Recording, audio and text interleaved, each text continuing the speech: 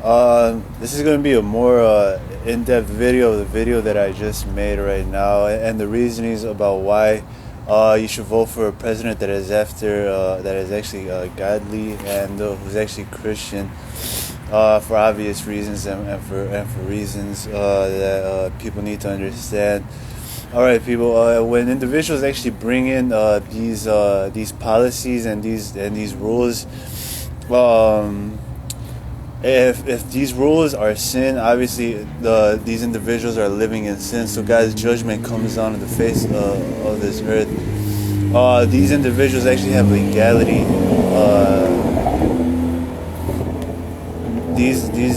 These demons have legality, and these demons actually have legality when they're involved in sin. And when these individuals are involved with sin, they're obviously there for a reason. God isn't just going to give you demons for no reason. If God gives you certain demons, it's because you sinned, and for every sin there's a demon attributed to it. So for every policy there's a demon attributed. For every policy that is a sin, there's obviously a demon attributed to it.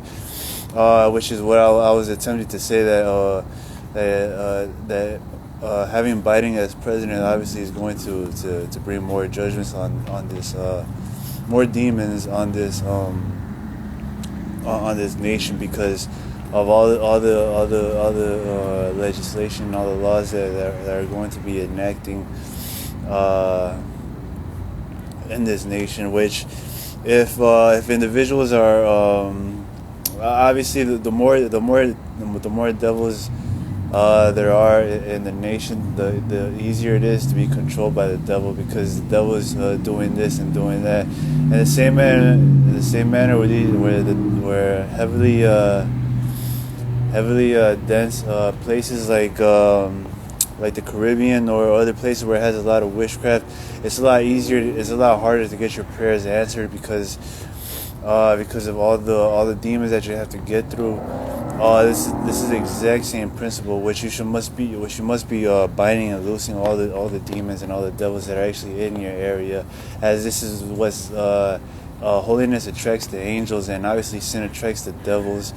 So wherever sin is, there is devils, and wherever there's more sins, there's more devils in itself, and the place just continues to go rapidly lower and lower into perdition, until finally, things happen like Sodom and Gomorrah, where God is forced to act and destroy that whatever town whatever the town thought they were.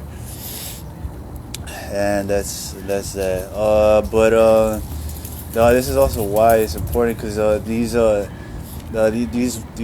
devils will definitely come in and bring this nation lower and lower, until finally, Babylon has fallen, which is going to happen.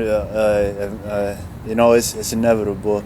These things have been prophesied with the events already happening. Not that these individuals are the money or the move makers. They're the ones making moves, and they're the ones doing this. It's already happened. So what John saw in Revelations 18 was just what is happening in our time, what currently is happening, and that's it. That's just how it ended up happening. It's not that these individuals made it happen. It's just what ended up happening. It's the same with Isaiah 63. But I'll go more in depth with that later.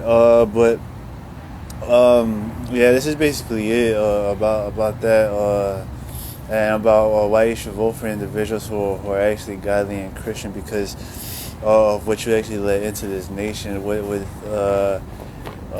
more demons, obviously comes more sicknesses, and with more sicknesses comes more persecution. With more persecution comes more of a devil's foothold on this nation, and obviously the devils are able to thrive in a nation where there's nothing but devils and the sins, and everything is basically their own. It's almost like it's hell in itself, and they just go in and they circuit, and they're like, oh, I know where this is going, and I'm going over there, or this and that. And it becomes a lot harder for individuals to actually live a godly life, and for their prayers to actually get answered.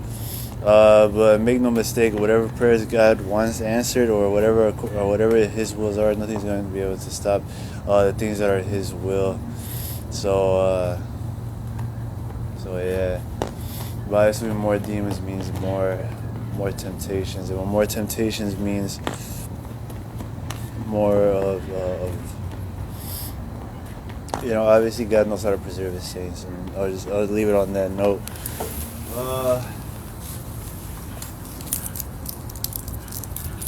It's important that because the nations that forget God will be turned to hell because of God. So it's important to vote for Trump and to actually be what is that called, and to actually be praying for his victory. I got word from myself, from God Himself, that He was actually going to win the election. And although how it looked right now, it didn't really matter because He ended up winning a second term. Pray about it, do the work to ensure that He actually does win, and that's it. But this is for the benefit of the nation. This is not for anything else. The Babylon is still going to fall, people, make no mistake, and there's nothing that's going to be able to change any of that. Babylon will still fall. Nothing's going to stop that, and that's that. So you see why some of these prayers don't really get answered. In all honesty, some of these prayers don't get answered in your life because you're being rebuked by God, and you actually have to learn the lesson that God wants you to learn. And you have to fast and you have to pray, because by praying and fasting, you're actually able to get holier and draw nearer to God Himself. That's why Daniel fasted in the book of Daniel, and he drew closer and he drew near, and it took Gabriel 21 days to actually answer the prayer and to actually to get to Daniel, even though the first time, as soon as he prayed it was already approved. And that in itself increases your faith that whatever you ask for in prayer, you obviously are going to get. But sometimes the prayers don't get answered as quickly as individuals think, and that's because the angel that is there is praying, or is fighting in that current moment. And if you back off at any moment, and you back off, obviously the angel goes back, because you don't want the prayer answered anymore, which is also part of what the devil is actually doing, the organization. They try to get you to back off before you finally get the deliverance that you need, which is also one of the most common things to see in Christians' lives, where as soon as things begin to get the devils begin to get extremely restless. I mean extremely restless. When you're about to reach deliverance, and you're about to get deliverance in itself, because you're doing everything they can in their power to stop that angel from getting to you, so you could actually get the deliverance and the prayer answered. And they're doing whatever and trying to tempt you and test you as much as possible. And if you fall and you buckle to these demons, obviously you get rebuked. You might have to wait longer, or you might not even get the deliverance that you've been praying for all this time. And you'll actually be able to see what days you were doing what, and what days you were actually hammering the devil down, and what days you got discouraged and you were so close to deliverance, but you ended up backing off in the end. And this is very common in a lot of Christians, that if they were just more persistent than the devils themselves, they would be delivered from whatever they want, from whatever was plaguing them, whatever was harming them, and that's it, which is also key. But the devils are very cunning and they're very crafty. They know how to get demons to back off. They know how to get Christians to back off. They know how to get Christians to become lazy. They know how to get Christians to become self-satisfied. They know how to get Christians to become naive. They've been at this work for a while, even since Christ's time. And when the explosion of the first century church happened, these individuals were already working, and like Paul had written, that the mystery of iniquity already works, and that the spirit of the Antichrist was already present in that time, and nothing's changed from that time until now. And obviously these tactics and these strategies are not at all any different from this time to that time. The same spirits that were not bound off and thrown into the abyss at that time are still lingering around and harassing individuals, which they must be bound up.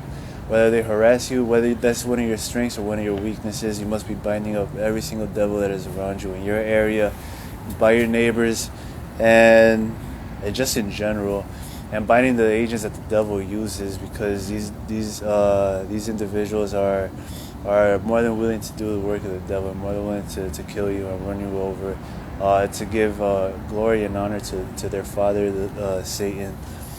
So keep that in mind. Don't be naive about this. That if you do play games with God and you do not take the severity of your soul and what's at stake, like your eternity is at stake, then you will more than likely die. You will be delivered straight to these witches, and you will die there with them.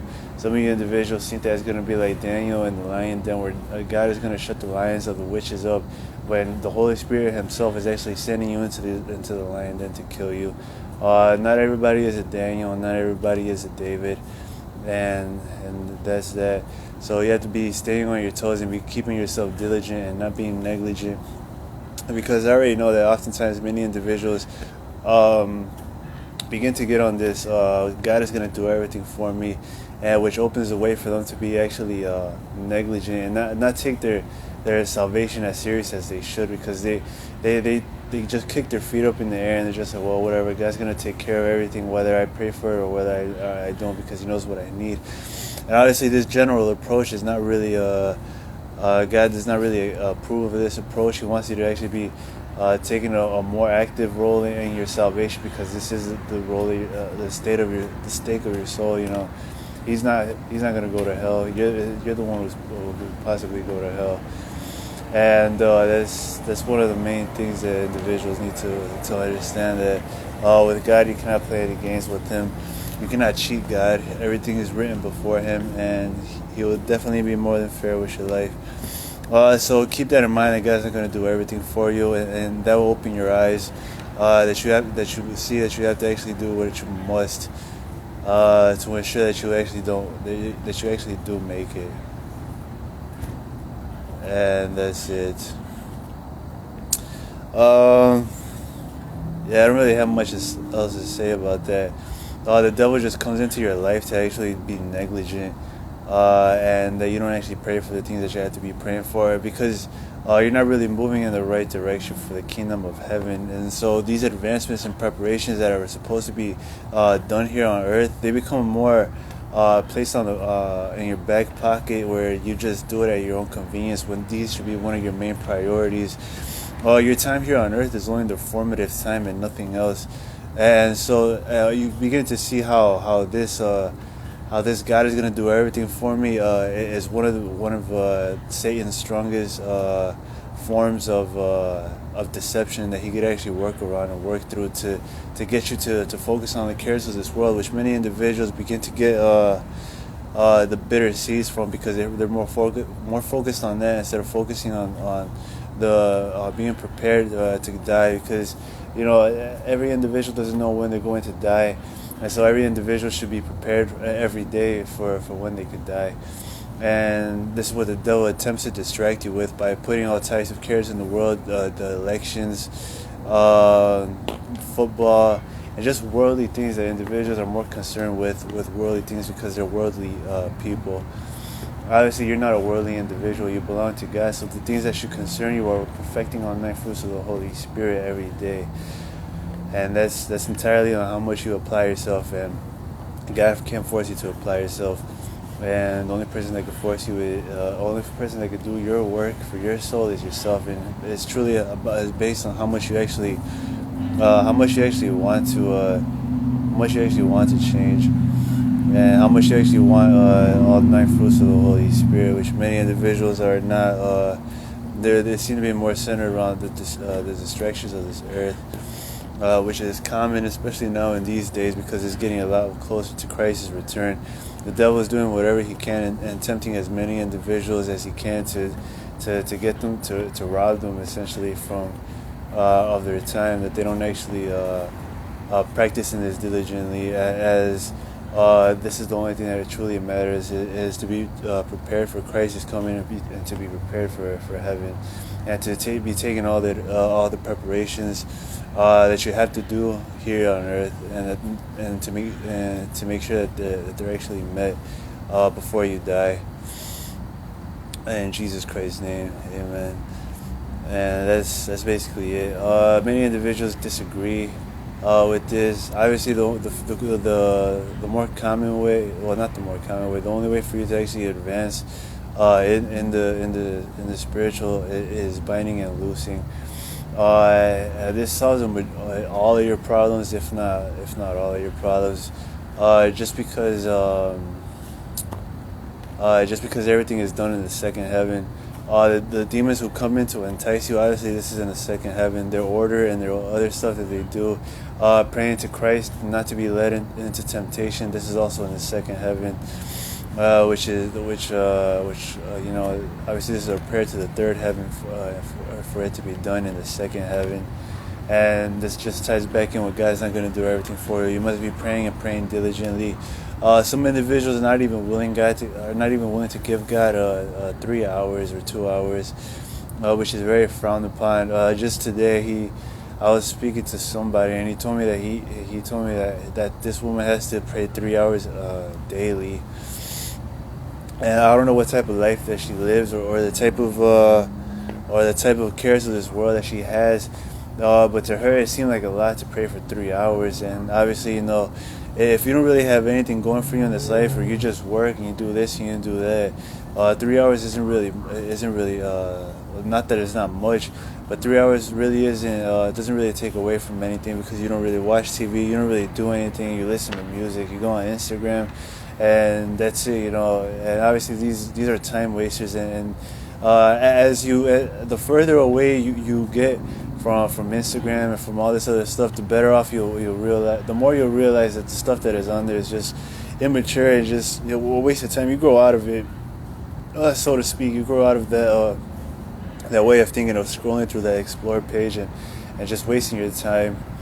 And that's basically it about that. And so many individuals need to hearken and actually listen to that. Like, what am I really doing with my time? Why can't I give God 3 hours, or why can't I give God 2 hours? Is going on Instagram really that important? Or is going on the explore page really that important? And to some individuals, they really don't say it in this attitude, but in their actions, they definitely say that Instagram is more important than giving God 3 hours, 4 hours, 5 hours, or 6 hours.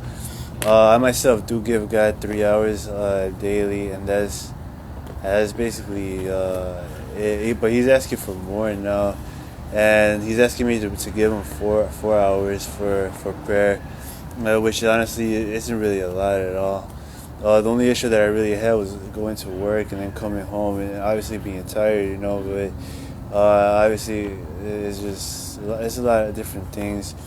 I myself don't even have Wi-Fi in the house, so for me, I'm not really all easily too distracted from the things of the world, because Wi-Fi and the internet isn't really something that I have to begin with. So it's like, well, it's either this or read the Bible, it's either this or pray. So my options are very limited. And yeah, that's basically about it. About that. So many individuals, I already understand that I already know how individuals are. They're like, well, I kind of want to do this, or I kind of want to do that, or I kind of want to drink, or I kind of want to party with my family. I had this thing I had to do. Obviously, people are always going to be people. The same excuses that they've always been given when we were younger are the same excuses that they're going to give to you. If an individual truly wants to do certain things, they'll truly do it. And that's basically it about that. But yeah, he was speaking to me and speaking to this young lady that she has to be giving God 3 hours daily. And obviously this isn't 3 hours where I do the 3 hours, and it counts for both of us. She has to do 3 hours, and I have to do 3 hours as well. And obviously we're supposed to be helping each other and being respectful and kind to one another. And this is a pretty simple concept to understand. And it's really dependent on how grounded she is and how rational she is. Because if she's not rational, she's really not going to take that leap of faith. And so she's just going to think, and she's just going to be like, man, I kind of want to rather do this. But when it comes down to it, when she's finally doing what she would rather do, she's like, man, I'd rather just pray. And obviously, it's just a lot of time that is actually being a lot of valuable and precious time that is actually being wasted, which is women should definitely realize. And please pray for her because she is my wife. I love her very much, but yeah, she's not really. She's barely getting the hang of what she should actually be doing and what God is actually demanding out of her. Obviously, God is requiring a lot of her because she could see because God could easily see my life. He could just ask her like, why can't you do that? Don't give me excuses.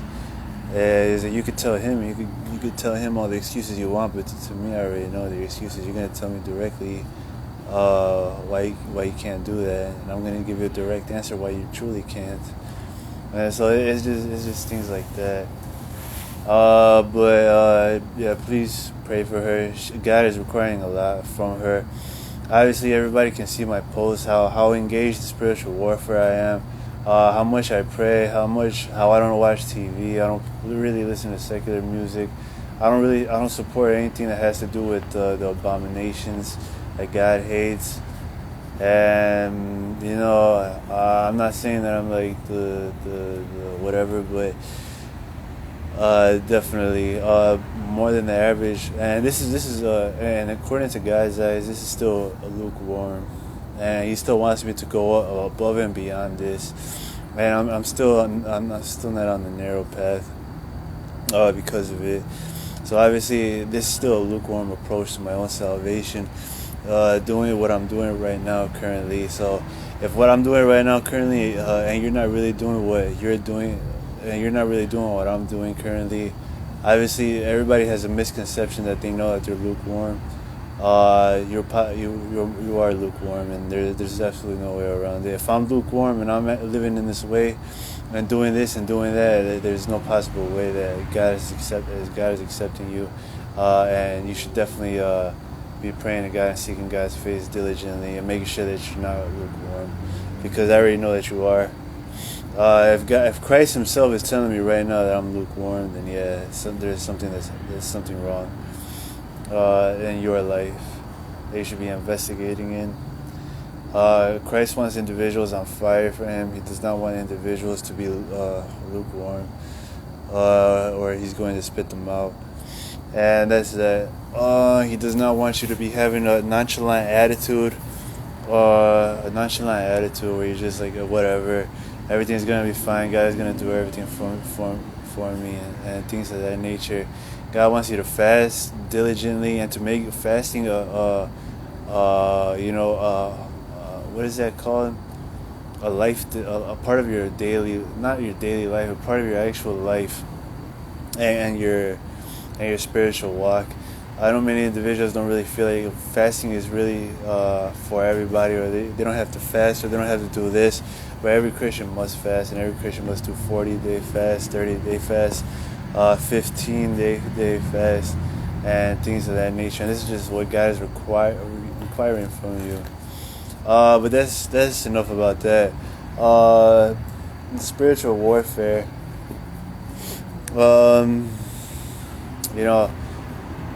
Spiritual warfare is one of the main things that I actually talk about because of the times that we're in right now. And he's telling me to keep going. This is all-out war, so obviously keep going harder and keep doing that, because these devils are being more persistent than the average Christian, and these devils are genuinely trying to kill you. They're already in that way of thinking where they're like, well, we already know this and we already know that. We know what you're capable of, but we're trying to stop you from knowing what you're capable of. So we try to bluff and we try to make ourselves seem a lot bigger than we actually are, to ensure that you never reach that point. Now that's just one of the tactics that they do. Obviously, to the average Christian, we don't really care. We already know what God is capable of, and God is more than capable of exceeding our expectations. And so yeah, it doesn't really faze the average Christian, because they already know God is God, and these individuals are just men full of wind and full of breath, and everything that comes out of their mouth is just a waste of time for you and for them. And that's it. mostly for them. Why bother? But these these witches will definitely come into your life to try to act like they're gonna stop you and they're gonna do this. Like, oh yes, we're gonna stop you. I was like, come on, man, I can already hear you. I can already hear the shakiness of your voice, and how you truly don't even believe what you're even saying right now. You don't even believe that you're going to win, and other things of that nature. And it's just things like that, you know. Obviously, normal individual can outwit them and can outsmart them. And one can obviously pray to the Father to expose their own stupidity and their own folly. And that's basically it. I thought I had a lot more to say about this video, but I don't really have much to say about it. I've been speaking more about my posts and more about what the God wants for the kingdom of heaven. The keys to the kingdom of heaven have been given to the saints. The keys to the kingdom have been given to the saints, and that's basically operating in the third heaven, in your third heaven authority, and that's for all the saints themselves to be operating in the second heaven. Do not be deceived. Do not let the devil deceive you to make you think, or do not even entertain the thought that the second heaven belongs to the devil and his angels. The second heaven belongs to the saints and to God. Just like how it's written, the earth is my footstool. It belongs to God. It doesn't belong to It does not belong to the devil. The devil is not the God of this earth. I know what the scriptures say, but the devil still takes orders from God. He himself is not his own. If the devil was his own, he will grab your soul and just throw it to hell. But he is not. He's not his own. He works through the legalities that he's able to work through loopholes and ancestral curses, generational curses. You know, the devil doesn't get to do whatever he wants. The devil cannot enter heaven at his own whenever he wants. And that's that. Don't let the devil deceive you. Don't let him make you think like he is his own or whatever. Rebuke the devil. I would suggest that you rebuke him, just like how Michael the Archangel rebuked the devil. And yeah, that's basically about it. The devil is very cunning. The devil is a bastard. He's a piece of trash. Do not ever believe that this bastard's lies.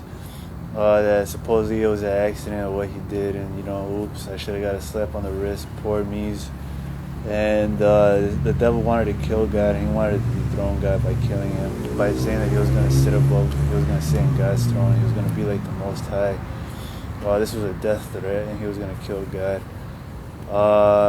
You can't kill God. He was just a creation. It's like an ant rising up against a human, and that's that. Obviously, the human is going to die. I mean, the ant is going to die, not the human. And that's basically it about that. I need to make another video about these types of things and about what the devil is, what the divine warrior in Isaiah 63 actually meant, about putting the strength back down to the earth, and that's basically about it. I don't really have much to say about any of this. This is all pretty self-explanatory. There was also news that I got from confirmation from a woman who I was actually she was one of my I would just say I just used to know this individual. She used to be these messages got out to people, and obviously she heard these messages, but she was one of the individuals who didn't actually lay it to heart, and she more or less just shrugged it off and said whatever, and she ended up dying. Going straight to the lake of fire, and that's it. That's that. Obviously, I told individuals that if you don't take it as serious as I said, as I have spoken about it, how you could actually lose your life, you could lose your soul if you do not take it as serious, as persistent as you should, because this is your eternity that is at stake, and you will die. And obviously, she didn't really hearken to it, and she really didn't really care all too much about her own life. And she ended up dying, and I found out what happened. And I found out that she was at the Great White Throne Judgment. and she actually spoke curse words. And as soon as that happened, God straight up threw her soul right into the lake of fire, and that was that for her. Unfortunately, I already knew what was coming.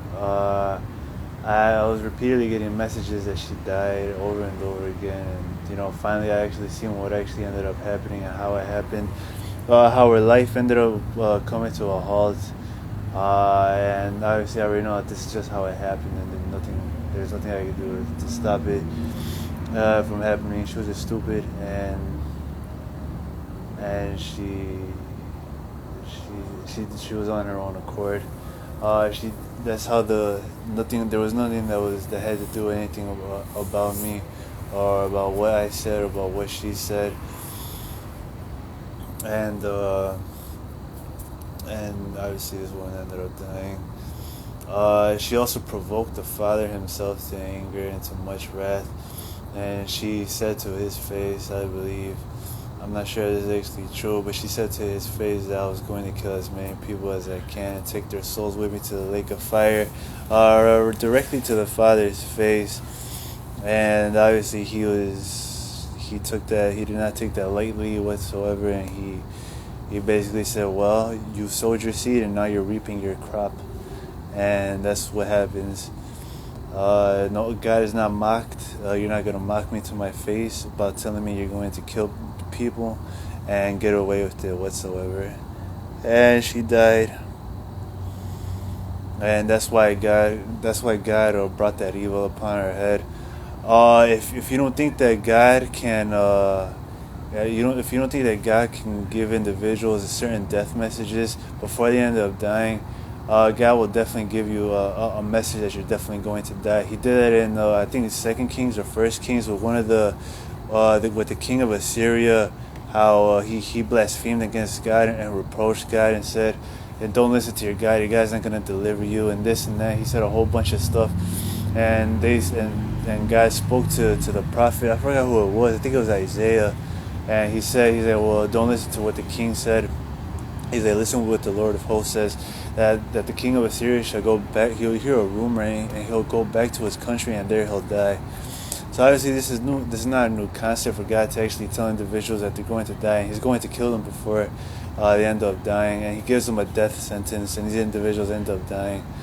And he did it with Ahab, and he did it with Jezebel also. So obviously, this woman is no different than the people she's not more righteous than Ahab and Jezebel.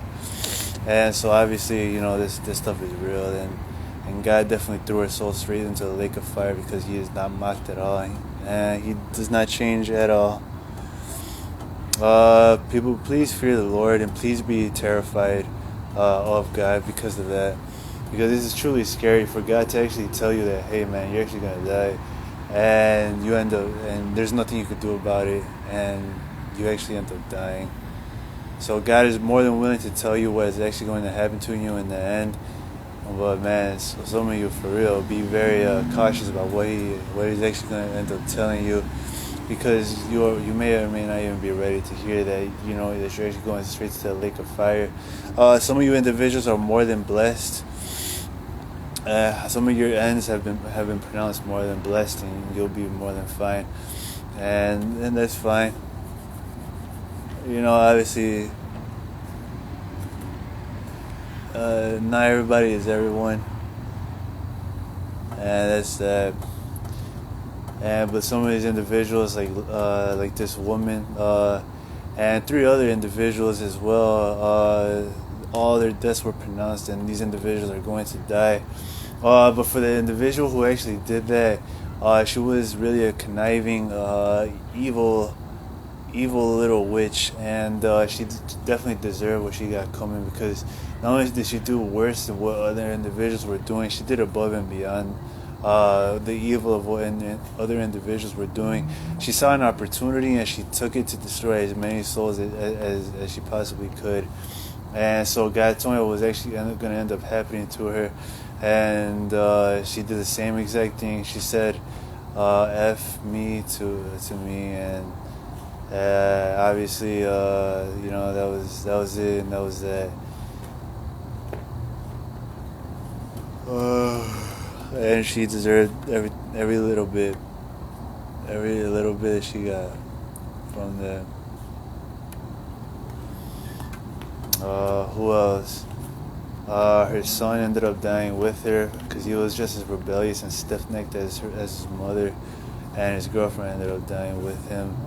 And obviously the two were married or whatever they were, and those two straight went to the lake of fire. I got to see the lady actually how she was looking when she was actually burning in the lake of fire. And have you ever seen it's this one dance. There's this one dance that individuals used to dance like in the 90s or in the 80s, and she was dancing that same exact thing. But keep in mind that she was trying to get the flames off of her, and she could not contain it. So as an individual who cannot contain the fires, and you can't do anything but stay in that position because everywhere you go is nothing but fires. She was just moving her head, shaking her head, and screaming, and obviously it looked like she was dancing.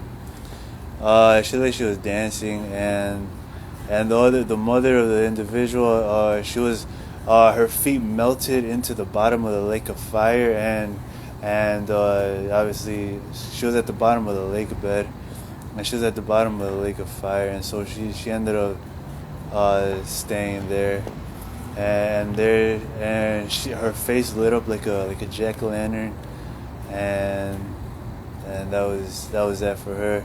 The punishment for the other lady, because she cursed before Jesus Christ himself, and Jesus Christ is not mocked at all. This is for you to actually learn and for you to actually fear the Lord. I'm not saying this to promote it because this individual was I know this individual. She was my ex, basically she said F U B word, and her punishment was.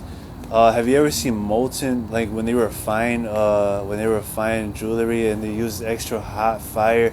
Her body was completely engulfed in flame, in that whatever it was, and that thing that refines gold.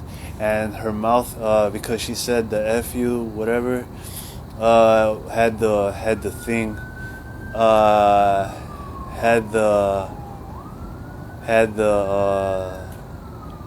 had that on her mouth because what she said before Jesus Christ. Obviously, I seen her get sucked into the lake of fire and just thrown into the lake of fire. And God warned me, and He told me that if I think anything otherwise, that He's gonna curse me with a delusion, and I'm going to die. And to not to entertain the thought that she didn't die, or get cursed with a delusion. So obviously, that was pretty self-explanatory. I got pretty afraid, and I was like, yeah, God is not really playing games with me whatsoever either. And so, yeah, that was her punishment for all eternity. She was engulfed in flames just for saying the F word. So obviously these things are actually serious, not to curse, and especially individuals are going to think that they're actually tough to actually talk to Jesus Christ. But keep in mind that you're actually going to be able to actually say these types of things to Jesus Christ, but he'll also increase the punishment and the wrath for you for all eternity. And honestly, don't make it worse for yourself. This individual could have possibly been saved if she just would have shut up, and she just would have not had done a single thing. But she went her own route, and she picked her own path. And obviously there was no hope for this individual, and that was it for her. So if any individual has actually seen lava and has actually seen how hot it looks, or molten fire, whatever they use to refine gold, just imagine that. And that's what she had on her mouth, and I could see her eyes, and I could see her face that she wanted to cry, and she was truly she was really sad about her own decision, about how foolish she was for actually cursing in front of Jesus Christ at the great white throne judgment. Obviously I'm going to leave it off on that note. I cried about it after, and I was really hurt about it, because she was my ex, and that, but there wasn't really much I could do about it anymore. And then I found out the reason why, and then I was just like, wow. I completely forgot about that, and obviously it's like, wow. There's not really much you can do about that. On that note, I'm gonna end this video. Keep praying to God, keep praying to the Lord. Keep making sure that you completely avoid this place altogether, because many individuals, many Christians who believe they're actually Christians, they think that they're going to go to the great white throne judgment, and that's the judgment seat of Christ. But that's not true at all. The judgment seat of Christ is their life that gives good testimony that they're actually Christians. That's the judgment seat of Christ. And at their death comes determination. If Christ comes before they die, then obviously these individuals get glorified. But as for everybody else, they go to the great white throne judgment, and there they have to give account of their works, and they have to give account of every single word that they said, every idle, careless word that they spoke against Christ or with Christ, or whatever they said, whatever they held in their hearts, whatever they didn't release, and whoever they didn't release as well. And that's basically that. People, please take it serious. What I said, the whole reason why I even mentioned that woman is for you to actually take it serious. This woman heard my videos as well, but she didn't really care all too much about it. She really didn't.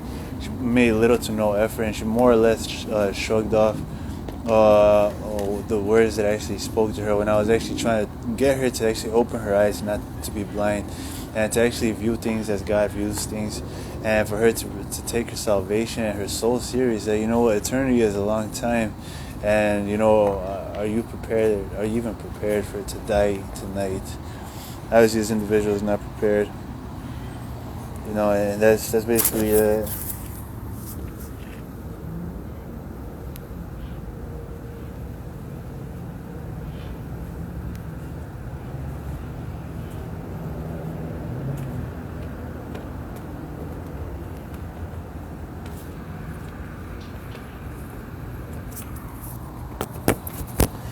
Yeah, that's basically it. I was just reading the comments on Instagram. I barely read it actually, but yeah, I'm sorry, dude. I don't have glasses, so I can't really see the comments. Yeah, that's basically it. Please take it serious, people. This stuff is actually pretty serious.